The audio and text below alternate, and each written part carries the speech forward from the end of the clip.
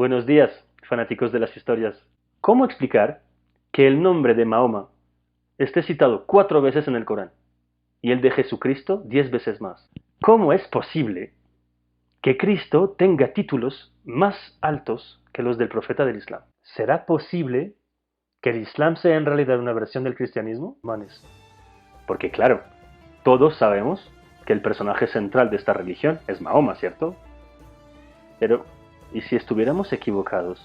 Para dar respuesta a esta pregunta, los historiadores no tienen 36 soluciones, solo una: el análisis textual del Corán y de las hadices. Son los dos textos fundamentales del Islam.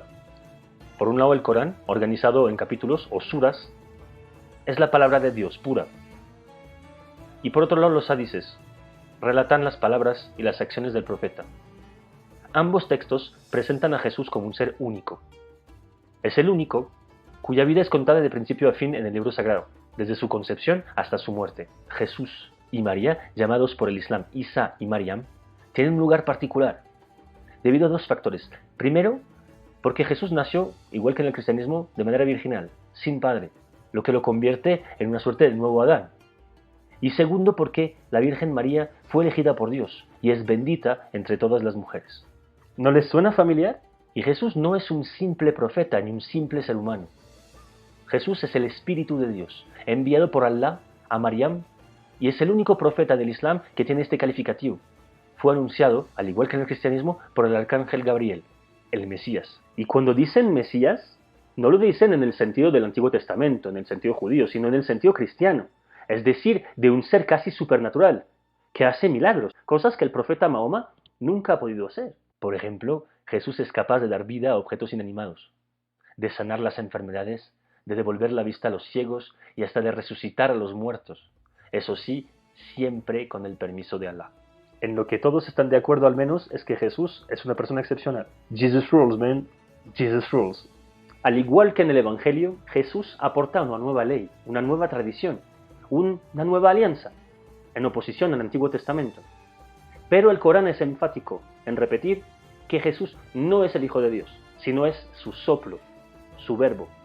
Lo que estas citas muestran es que el Islam se percibe como la continuación del cristianismo, al igual que el cristianismo se concibe como la continuación del judaísmo, como un otro sí al contrato que los creyentes pasaron con Dios.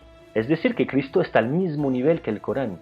Ambos son literalmente la palabra de Dios. Mahoma, según numerosos investigadores, transmite en realidad la revelación de Jesús.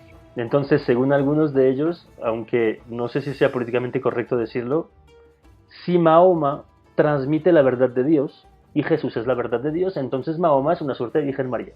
Y según la interpretación de muchos investigadores, Mahoma es en realidad el que transmite el último mensaje de Allah, porque los seres humanos salieron del camino marcado por Cristo.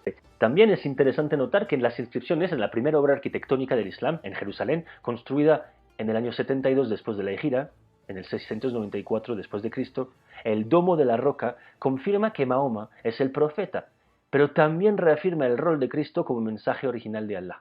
Cristo es entonces el Mesías que debe regresar al final de los tiempos para el juicio final. Igual que en el cristianismo, volverá para matar al anticristo, según la literatura musulmana de los inicios del Islam. Cristo es el juez del fin de los tiempos, es el testigo de la hora, es el que hace triunfar al Islam. Por eso, ciertos investigadores y eruditos, tanto modernos como antiguos, piensan que el Islam empezó como una versión del cristianismo, que se llama el docetismo. De hecho, es curioso porque el Corán nunca habla de cristianos. Y eso que llevamos 6 siglos después de Cristo. No, habla de nazarenos, que es el nombre que se les daba a los judeocristianos, es decir, a esos judíos que creían en Jesús como el Mesías, pero seguían practicando los ritos del judaísmo. Y casualmente, esos vivían en Siria, en Palestina y en el norte de Arabia. ¿Coincidencia? Nah, no lo creo. San Juan Damasceno, también conocido como Mansur ibn Sariyun, en el siglo VIII es el primero en someter la idea de que el Islam es una herejía del cristianismo. Y nos dice lo siguiente: hay entre los ismaelitas una superstición engañosa siempre activa. Un falso profeta surgió en medio de ellos, se llamaba Mahoma. Él mismo creó su propia herejía. Afirma que los judíos querían crucificar a Jesús, y después de haberlo arrestado, crucificaron a su figura, pero Cristo mismo no fue crucificado, y no murió. Al igual que en la cultura doceta, según el Corán, Jesús no murió en la cruz, sino que fue un engaño de Dios.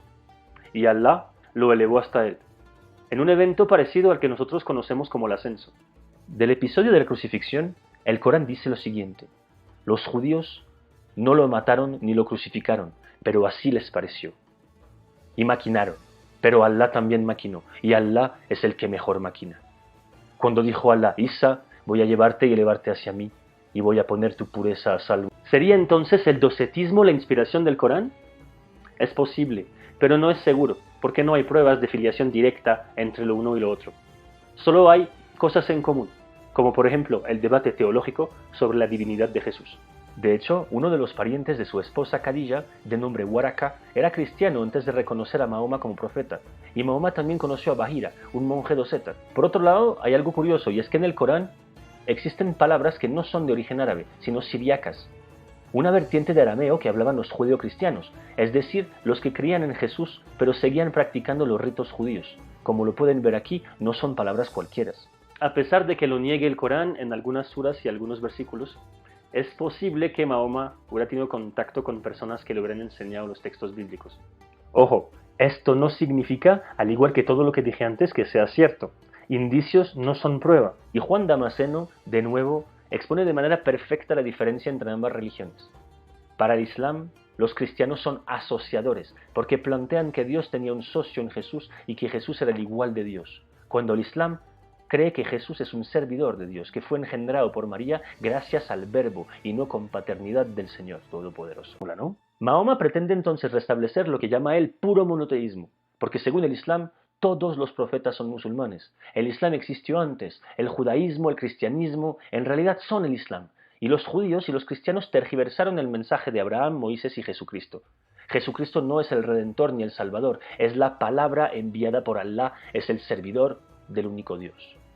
Aunque no suelen estar de acuerdo en nada, los investigadores bíblicos y los orientalistas están de acuerdo al menos en una cosa, y es que el Islam nació en respuesta a las disputas teológicas que agitaban las iglesias cristianas de la época, la bizantina, la siriaca y la romana. O sea que en fin de cuentas, Mahoma llega para renovar la fe y reafirmar el mensaje de Cristo, para ponerle fin definitivo a estas discusiones teológicas.